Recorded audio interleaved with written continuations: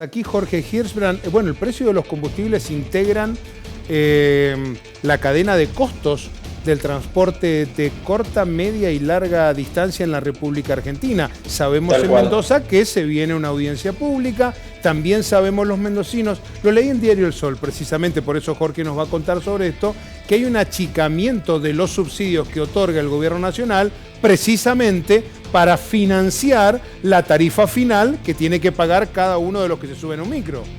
Sí, en realidad tiene que ver con un fondo compensatorio que creó el gobierno nacional cuando arrancó la cuarentena, básicamente para contrarrestar el parate de la actividad. No había transporte público, o si había, en el caso de corta distancia como en Mendoza, era muy pero muy limitado. Pocas personas, pocas unidades, poco trabajo y pocos kilómetros recorridos. La ecuación era esa.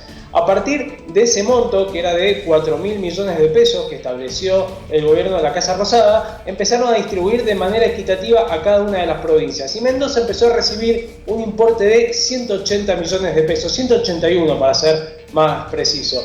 En una resolución nueva a nivel nacional, el gobierno de Mendoza se enteró que a partir de este mes y la cuota que viene y la de enero, que es hasta cuando está vigente este fondo compensador, ese monto de 180 va a tener una reducción del 17% y va a recibir 150 millones de pesos. Con lo cual, obviamente, se empiezan a producir desbarajustes en todas las cuentas, porque si vos tenés presupuestado que vas a recibir 180, 181 por mes y de repente te dicen es 150, obviamente va a haber un desfase. Pero no es solamente Mendoza, hay algunas jurisdicciones donde ese recorte ha sido mucho más brusco. Por ejemplo, en Rosario, un 40%, es decir que el reparto, Fer, se está haciendo de manera discrecional. Pero hay una provincia que recibe el 100% del subsidio del boleto, y me imagino que sabes cuál es. No.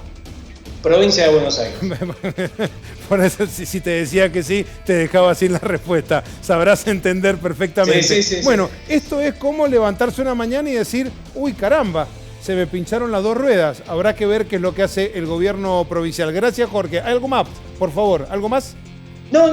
Terminamos ahí. Hay que ver justamente cómo reacciona el gobierno a partir de esto y a partir de los valores que el ente de movilidad provincial estaba calculando para el año que viene. Uno de los ítems para establecer el valor del kilómetro recorrido clave es saber qué presupuesto tendrá del gobierno nacional en concepto de subsidios, cuánto va a recibir. Perfecto tu pie, porque te agradezco, Jorge, buenas noches, porque en esa pantalla va a aparecer el secretario de Servicios Públicos, Natalio Mema. Mema, nos imaginamos que usted se enteró el mismo viernes, la resolución lleva la 276/2020 y se conoció el viernes pasado, ¿es así? ¿Cómo le va? Buenas noches.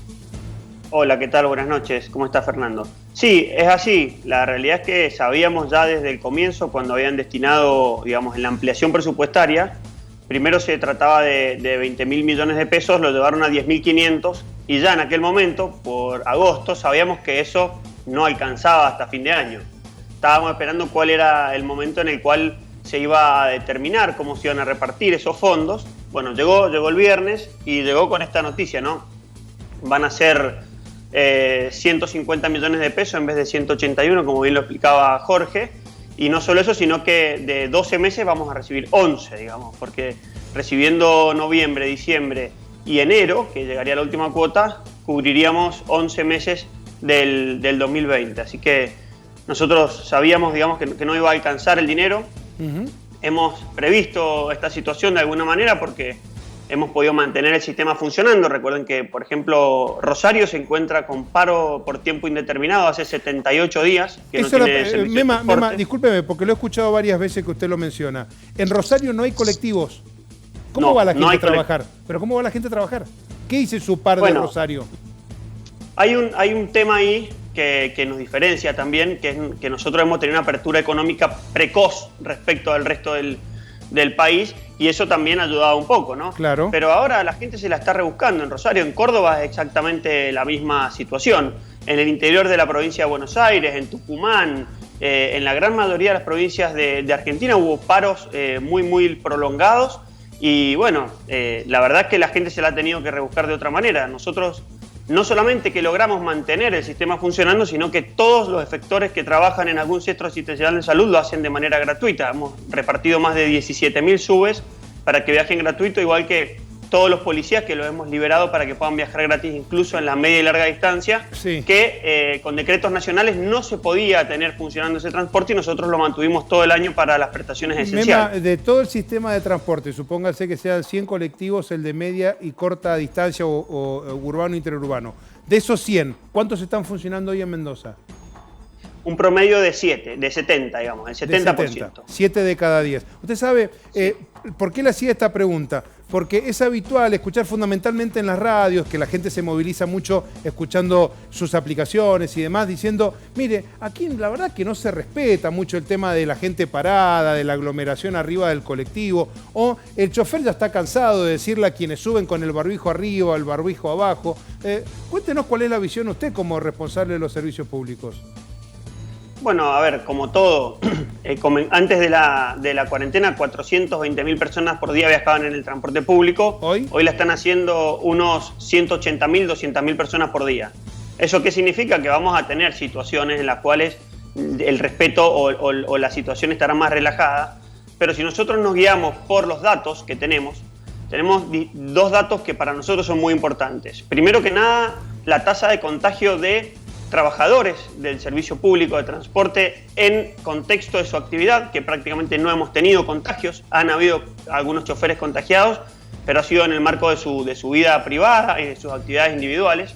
Eso por un lado. De hecho, no hemos tenido ninguna interrupción debido a contagios. Y por otro lado, las investigaciones epidemiológicas que lógicamente ya a esta altura son muy difíciles de hacer, pero en el momento en el que teníamos un seguimiento mucho más estricto de los casos, en ningún caso se llegó como fuente común de contagio el transporte público. Y eso es básicamente porque las personas, los usuarios, han tomado conciencia de que es un lugar que es muy difícil mantener la distancia social y han tomado precauciones de higiene extra respecto a cualquier otro lugar o cualquier otra actividad de la que realizan. Digamos, con esos datos nosotros podemos decir que el sistema ha estado funcionando y que no ha sido un foco de contagio. Bien, eso no significa que no encontremos algún colectivo en donde andan más personas, menos, como les digo, en 200.000 personas y en más de 1.000 colectivos que andan todos los días, seguramente que es una situación que podemos encontrar. Mema, pero vamos a donde la gente más le duele. Hablemos del boleto. La audiencia pública ustedes la tienen el 3 de diciembre, ¿verdad?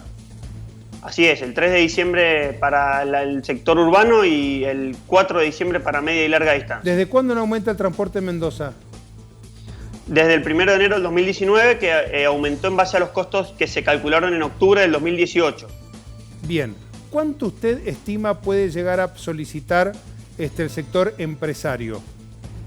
Los costos han aumentado, según el ente de movilidad de la provincia, un 37,2% respecto del año pasado, porque ahí tenemos que hacer una salvedad. Si bien el boleto para las personas, para los usuarios no ha aumentado, sí ha aumentado el costo del servicio y el kilómetro que paga en el caso del urbano y los subsidios que paga en el caso de la media y larga distancia, porque es la única manera de que puedan mantenerse, y es lo que hemos priorizado en la provincia de Mendoza, el pago de salarios, digamos, y por eso hemos tenido el sistema funcionando. Por eso yo hablo de un 37,2%, que es básicamente los insumos básicos del transporte en un año, ¿no? Que es el dólar, porque todo el mantenimiento está en dólares, las unidades cuestan en dólares, y por otro lado el combustible. Hoy también nos levantamos con una suba del 2,5% de los combustibles, claro, directo en el transporte, ¿no? Usted está hablando de un 37%. ¿No es de extrañarse entonces que en torno a ese número, que es el piso, es la negociación o la autorización por parte del Ejecutivo? Estamos hablando de que eso es lo que el ente de movilidad, que es un ente técnico, nos dice al Ejecutivo que es lo que ha subido el costo. Porque si no se aumenta eso, se subsidia. O sea, esto está claro, ¿verdad? O sea, si usted no aumenta o no reconoce ese movimiento de costos, tiene que subsidiarlo por otro lado. En definitiva, lo que se hace es, una vez que se reconoce ese movimiento de costos, se subsidia, porque hoy estamos subsidiando el 90% del costo del sistema, digamos. Entonces, digamos, una cosa es lo que aumente el costo por kilómetro, otra cosa es lo que aumente la tarifa. No están directamente relacionados, justamente porque es una política pública definida por este gobierno, mantenida del gobierno anterior, de subsidiar el sistema de transporte, ¿no? Tenemos el boleto más barato del país, con 2 transbordos, con muchas gratuidades, y bueno, eso es logrado gracias a poder inyectar 800 millones de pesos este año, un año muy difícil, por mes, para que el sistema esté funcionando. Mema, ¿no? Yo le tengo que hacer una pregunta que yo sé que usted no me va a responder. No va a responderlo hoy, será en el marco de la negociación. ¿Cuánto usted entiende que debería costar el boleto para quien en la sube de acá a la vuelta del canal, la carga con el crédito y se sube de acá a Luján? A ver, A Godoy Cruz, vamos a hacerlo más corto, Godoy Cruz. La tarifa es plana, así que lo mismo irse a No Godoy importa, Cruz o al Carrizal. Por eso, cortito, pero cortito, así, viajecito corto.